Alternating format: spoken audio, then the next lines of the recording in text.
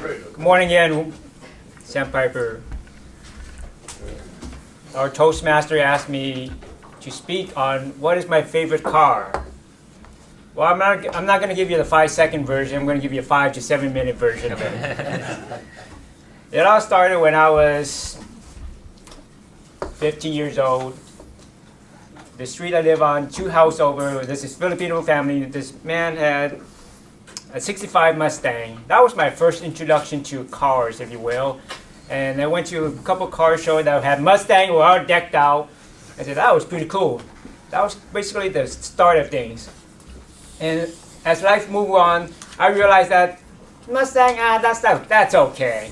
That's okay, you know, that's just a good entry-level classic car. And as life evolved, I've always had an interest in cars. And as you can see, let's just say that I got bitten by the Western culture of cars. You know, America loves their car. I got that bug. I do have that bug. After I finished chiropractic school, when I started making money, I first bought my first car. It was a Lexus SC400, which I still own. So one of the problems I have with cars is I like them a lot where I don't sell them. So when I have an interest in another car, I just buy another one. So I don't trade it, I don't sell it. So I have this problem where I don't like to sell them. It's not like I want to collect them. I just like them / love them. It's not hoarding now, okay?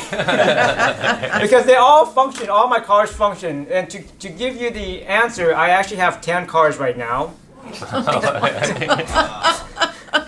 Now, you might be wondering what is the fine line or fine limit of how many cars one should have that's enough or way too much. I'm going to tell you it's 6. If you have more than 6, it gets out of control. It really gets out of control. And I'm fortunate enough to where I can handle those controls, out of control moments. Now, as far as my favorite car, I have a few, but the one that I have in my so-called collection, it's called Acura NSX or Honda NSX, depending where you are in the world. In Japan, it's Honda. In America, we call it Acura. It's really the same company. The reason why I love this car so much is, first of all, I've owned it for 20 years. The NSX stands for New Sports Car Experimental. It was the first time where a car was engineered by people that went to college and actually make cars that actually work and work reliably. The car that they would put to compare to was the Ferrari 348. That was their go-to car where they wanted to benchmark / beat it. And actually they did it. They used Ayrton Senna, which is one of the greatest F1 racer ever, to get his input. They asked him to drive around the track and give him input. He said, he went back and says, need to make car more stiff. Need to make car more stiff. So they beefing up the frame. That's how the car came about. Now, how I came about that car is when I first started practicing in the building, office building I was at, there was a orthodontics that worked there. One day I saw it, oh my God, what is that thing? It's a black Ferrari, okay? But it's not made by Ferrari, it's made by Honda. He says, this is called Acura NSX. Oh, that is so awesome. I have to get me one of those. That was 1998. 3 years later, I made that dream come true. I have a lot of criteria when it comes to buying cars. One of them back then was, I can't buy this car unless I can put at least a third down. The car you use is $30,000 or $30,000 to $40,000. So I had to put at least $10,000 down to buy the car. When I bought the car, I won't forget this because I bought my car right after my dad died, and it's very momentous for me. For me, it's the car is just a symbolic reflection of my inner strength. To tell you the truth, that's how I reward myself in terms of materialism. You know, that's how I recharge my battery. Talk about the car, and it's been a great journey in the last 20 years. The car is just not the car; it's the community. Just like Toastmaster, it's just not a Toastmaster thing. It's a community where you have a sense of belonging. You know, you have people are like-minded that have share the same vision, and of course, the camaraderie comes with it too, you know, and the social hours. Now, currently, I still have that car. It's still my favorite car. I'm still tinkering with it. Currently, I have a new dilemma. 6 years ago, I gave myself permission to buy one of these Italian stallion car, you know, one of those poster car, Ferrari or Lamborghini, right?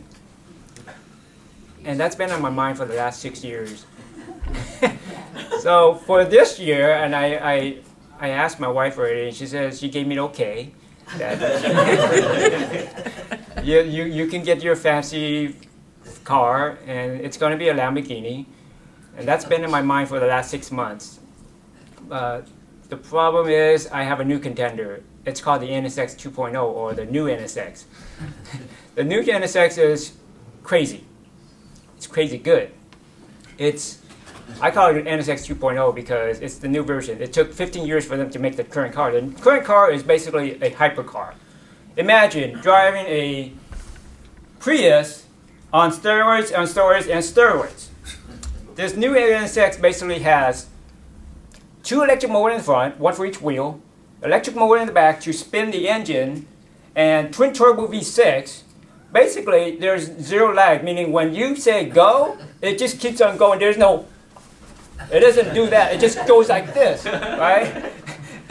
So when you leave your house in the morning, you don't need to wake up in the neighborhood because you can put a quiet mode and it just Prius out of your house and go around the neighborhood. And then when you're ready to push the button, So I've been wrestling with the 2 cars, the Lamborghini and the NSX 2.0. Now the Lamborghini is an emotion car. It's just a wow factor, right? It's got all the looks. But see, the NSX is a well-poised lady that has strength in behind her, but that knows what she wants and just does it and reliably every single time, years and years after. She doesn't age with time. You know, she just come working and working. The Lamborghini, it might get temperamental. Hey, I need new shoes. Hey, I need new stress. The NSX, it just keeps on going. So there we are. I'm going to end with this. If you want to stay in style, go with the flow. If you want to be a leader, stand like a rock. Mr. Toastmaster.